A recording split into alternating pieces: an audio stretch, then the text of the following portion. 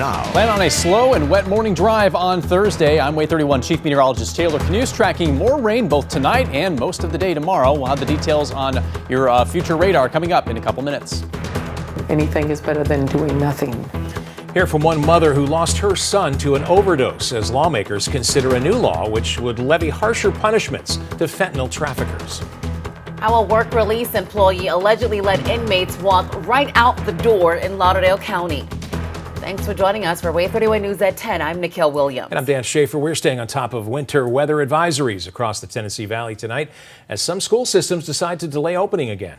Let's check in now with Storm Tracker Chief Meteorologist Taylor Knust. He's in the Storm Tracker Weather Center monitoring what you need to know going into the morning. Taylor. Yeah, a whole lot of rain for most of us, but we are still keeping an eye on that threat for a little icing that we've seen from time to time near the Alabama-Tennessee state line and into Middle Tennessee earlier in the afternoon and through this evening. So here's the latest from WAAY 31 Storm Tracker Early Warning Radar Network. Scattered rain showers across North Alabama. As we take a closer look here, Sand Mountain getting most of that rain at the moment, getting a little bit of a break for most of Huntsville right now, but off and on showers can be expected for the rest of the night. Now in Lauderdale County and Limestone counties, we have had occasional sleet and even occasional freezing rain since late this afternoon, and most of the pinks showing up in Tennessee at this hour, but wherever you see dark green or yellow pop up on the radar is where sleet might be mixing in, at least briefly, with that rain. So if you do get sleet, there's potential for that to cause some slippery road conditions, especially on bridges and overpasses throughout the night and early in the day on Thursday. So with that threat in mind, we do have another winter weather advisory in effect until 9 o'clock tomorrow morning for both Limestone and Lauderdale counties, and as well as most of our Tennessee counties where icing could be a threat with travel conditions. Again, as for the rest of us, it's just going to be scattered rain showers throughout the night tonight. We'll probably see a bit of a lull early in the day on Thursday, so maybe getting away with brief dry conditions around 7 a.m. But shortly after that, widespread rain fills back in, and it's going to stay that way pretty much all day long on Thursday. You can anticipate a complete washout for conditions tomorrow. That will keep our temperatures in the 30s early and only climbing back to the low 40s tomorrow afternoon. I'll let you know when sunshine and warmer temperatures return coming up in a couple minutes. All right, talk to you then. Thanks, Taylor. With the weather forcing schools to again delay their opening times across the state line, Lincoln County schools will be on a 2-hour delay tomorrow. Then over in Lauderdale County, schools will open at 10:30. Bus routes will be delayed to match the new start time. You can find a full list of closings and delays on our website, WAAYTV.com. And you can keep track of these chilly temperatures tonight by downloading our Storm Tracker weather app. It's free to download for all your devices. New at 10, Alabama lawmakers are considering a bill with harsher penalties for fentanyl dealers. WAAY 31's Brittany Harry is live in the studio now with the details, what this entails. And Brittany, you spoke also to a Huntsville mother who lost her son to a fentanyl overdose. Yeah, unfortunately she did. And this is certainly a move she supports. It would require mandatory prison time for certain felony drug trafficking crimes. It would also impose additional criminal penalties for subsequent violations. He was amazing. Jean Matthews lost her son, Joshua Brandon, to a fentanyl overdose in November 2017. He was 25 years old. He had went down the street and bought what he thought was heroin. That was the drug he was taking, and it was mixed with fentanyl. He had 630 milligrams of heroin and 12 milligrams of fentanyl, which is, they said he died as soon as it hit his arm. Matthews knows she's unfortunately not alone in losing a loved one to a drug overdose. That's why she supports the bill, saying doing something is better than nothing at all. If they have no regard for the sanctity of life, none, I think they should stay in where there's no danger to anybody else. According to the proposed bill, prison sentences would increase based on the weight of the drug being distributed. Taking one example, 4 grams or more, but less than 14 grams of any mixture containing fentanyl would require a mandatory minimum term of 3 years in prison. They'd also have to pay a $50,000 fine. At most, 56 grams or more would send somebody to prison for life. The bill would also require new or increased spending of local funds. The amount of drugs that you have on your person reflects how long you go, and the fines. Use those fines to support the police that have to find you, to support the rehab for the people that are dying from it, to try to save more lives. Now, the first reading of this bill is scheduled for March 7th. If you would like to read it in its entirety, it's on our website. That's WayTV.com. Reporting live in studio, Brittany Harry, Way 31 News. Thanks, Brittany. New at 10, 3 Priceville men are now in jail facing burglary charges. Pictured on your screen are Devin Ransom and Jackson Melton. Priceville police say they received a burglary report from Priceville High School. Officers found video of 3 men sneaking into the gym. The school reported several stolen items and obscene pictures drawn on boards in classrooms. Ransom and Melton were both arrested with several stolen items found. A third suspect, Devin Borden, was also arrested. One Lauderdale County work release employee faces charges tonight, accused of letting inmates walk right out the door. Brittany Shipley is accused of letting 3 inmates escape on January 14th. Shipley, a custodian, was allegedly paid to let the inmates escape, according to court records. The Lauderdale County Sheriff's Office says the 3 returned later in the night, but there are still warrants out on them. The sheriff says Shipley was not an employee for the sheriff's office. It's not affiliated with the Sheriff's Department. It's a program, a work release program that someone can be put there from anything to serve a sentence. They can be put there until they make bond.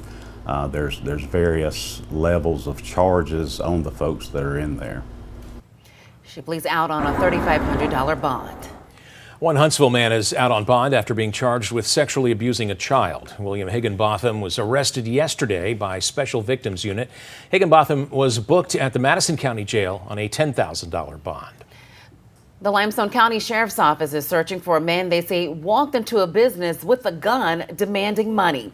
It happened January 19th off Highway 72 in Madison. It was around 7:30 in the evening. Deputies say the suspect took money out of the register and the workers' phones. If you know anything about this, call Limestone County deputies.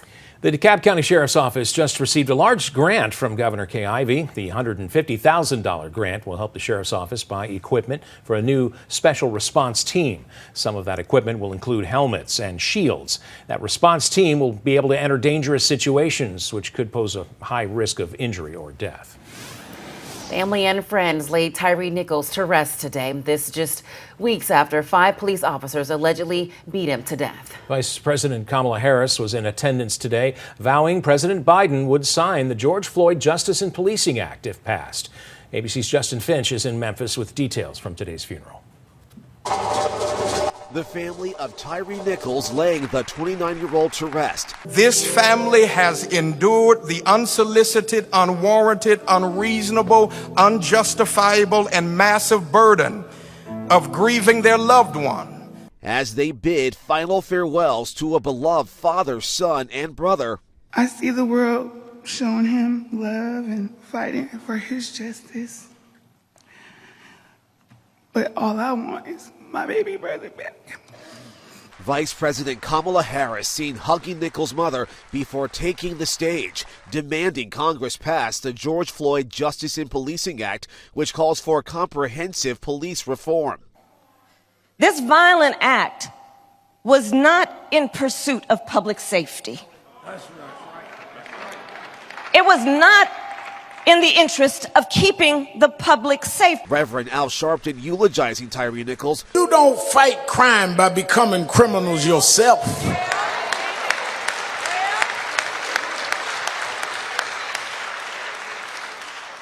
You don't stand up to thugs in the street becoming thugs yourself. You don't fight gangs by becoming 5 armed men against an unarmed man. Meantime, ABC News obtaining an initial incident report from Nichols' arrest and finding stark inconsistencies between it and footage from police body cams and a surveillance camera. Among the biggest, the report does not mention Nichols being punched and kicked by several officers. And President Biden is expected to meet with a small group of Congressional Black Caucus members at the White House tomorrow to discuss police reform. Justin Finch, ABC News, Memphis. Still ahead, a look at the negotiations between President Biden and House Speaker Kevin McCarthy as they work to reach a deal on raising the debt ceiling. The Federal Reserve is raising interest rates again. How much more home prices and loans could be impacted? Another washout coming our way on Thursday, but we do have sunnier and warmer days in our future. We'll time that out coming up next. Coverage you can count on. You're watching Way 31 News with Dan Schaefer, Nikel Williams, Chief Meteorologist Taylor Knust, Sports Director Nolan Knight, and the Way 31 Storm Tracker Early Warning Radar Network.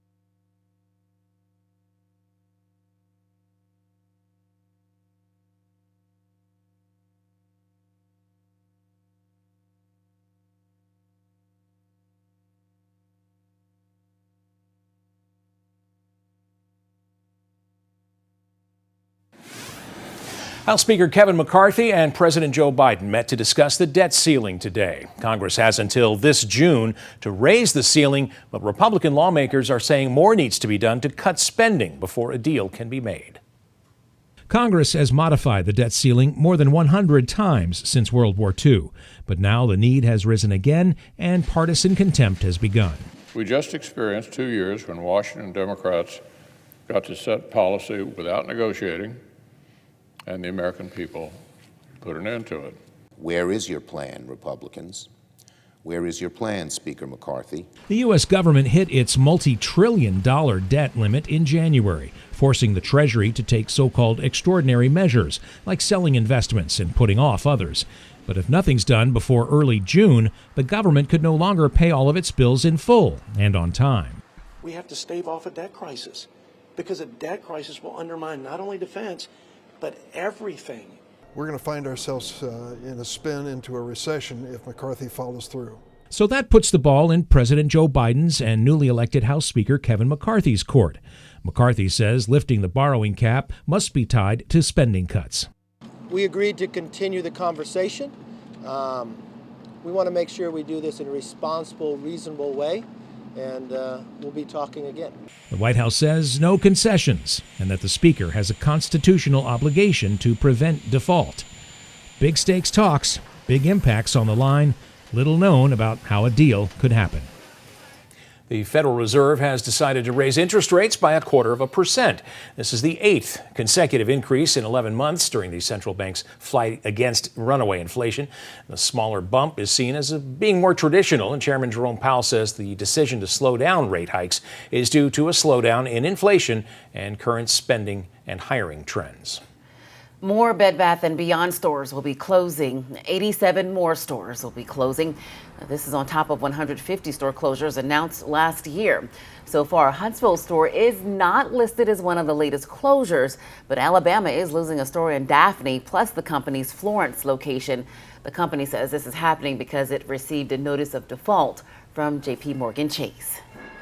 Weather coverage you can count on with Chief Meteorologist Taylor Knust and the Way 31 Storm Tracker Early Warning Radar Network. All right, one more round of potential wintry weather overnight tonight, and that's why we have winter weather advisories in place for Limestone, Lauderdale, Wayne, over to Lincoln counties in Tennessee as well. That's in effect now until 9 o'clock tomorrow morning. Now, just like last night where we didn't see widespread travel issues, we likely won't see many issues on the roads tonight. Be careful, though, when you're crossing bridges, overpasses, on and off ramps that are elevated from the ground. Those are the first to become icy rather than the typical roads that are connected to the ground. Those take a little bit longer to become icy when the ground temperatures don't cool as quickly as the air does. So right now our actual temperatures are in the mid-30s in most spots, hovering right at freezing in Fayetteville and Lawrenceburg. That freezing line is very close to the Alabama-Tennessee state line. So the farther north you go into Tennessee, the more likely it is that you could come across some slick conditions. But we could occasionally continue to see some sleet or even a briefly freezing rain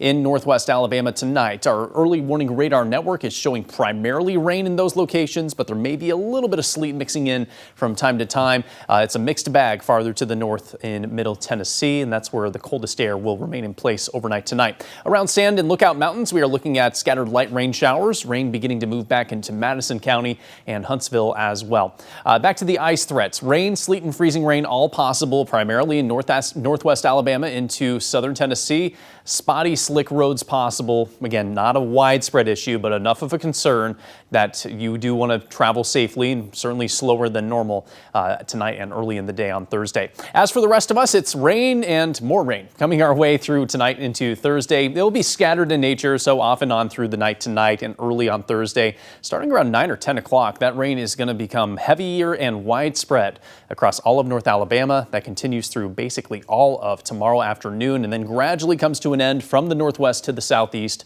on Thursday evening. I would say by midnight we can finally kiss that rain goodbye, midnight Thursday night, and quickly the clouds will clear out, giving way to a mainly sunny sky on Friday, something we have seen very little of so far this week. So from tonight through tomorrow, we're anticipating another inch to maybe upwards of an inch and a half across North Alabama. So it's going to be a decent rain, probably enough to cause ponding on the roads, maybe not so much flooding concerns, but certainly could see some rain pooling up on the roads around parts of North Alabama.